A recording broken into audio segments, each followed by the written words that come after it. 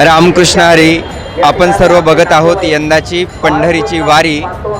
Pandharpur live म्हणजे अर्थात पंढरपूर इथलं पहिलं न्यूज चॅनल आणि त्या न्यूज चॅनलच्या माध्यमातून तुम्ही सर्वजण आनंद घेत आहात या वर्षीच्या आषाढीच्या वारीचा. आणि आपण आहोत पंढरपुरामध्ये. आत्ता जर आपण बघितलं तर पंढरपूरचा जो काही परिसर आहे, नामदेव पायरीचा जो काही परिसर आहे किंवा विठ्ठलाच्या समोरचा जो काही गाभारा किंवा चारही बाजूचे रस्ते अक्षरशः लाखो वारकऱ्यांनी दुमदुमून गेलेले आहेत. टाळांचा गजर आहे. प्रत्येकाच्या मुखामध्ये ज्ञानोबा माऊली तुकाराम, ज्ञानोबा माऊली तुकाराम हा एकच जयघोष आहे. पण या सर्व वारीमध्ये वेगवेगळ्या गोष्टी आपल्याला अनुभवायला मिळतात. वेगवेगळ्या प्रकारचे संघ यावर्षी देखील सहभागी झाले आहेत आणि त्या वेगवेगळ्या संघांनी सेवा पुरवण्याचं जे काही कार्य आहे ते आपल्याला या पंढरपुरामध्ये बघायला मिळते.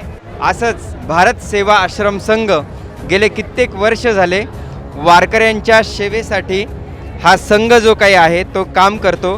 म्हणजे अर्थात मेडिसिन असेल किंवा स्वयंसेवकाच्या माध्यमातून वेगवेगळ्या प्रकारची सेवा असेल, ती सेवा पुरवण्याचं कार्य हा भारत सेवा संघ या माध्यमातून करतोय. नेमकं आज काय सांगाल वारीच्या निमित्ताने?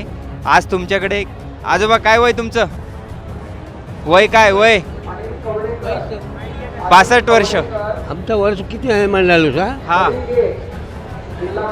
90.5. 90 वर्षाचे आजोबा आहेत. आणि 90 वर्षापासून किती वर्षापासून वारी करता? वचाला करते हो. देव करून घेतो, मोजता येणार नाही, आकडा नाही, इतके वर्ष झाले वारी करतात. आज काय सांगाल, इतके 90 वर्षाचे आजोबा आपल्याकडे ही सेवा घेण्यासाठी आलेत किंवा मेडिसिन घेण्यासाठी आलेत? वारकरी हा खरा देवाचा अवतार आहे. त्याची सेवा म्हणजेच ती पंढरीची सेवा आहे. या निमित्ताने आम्हाला सेवेचा मौका मिळतो.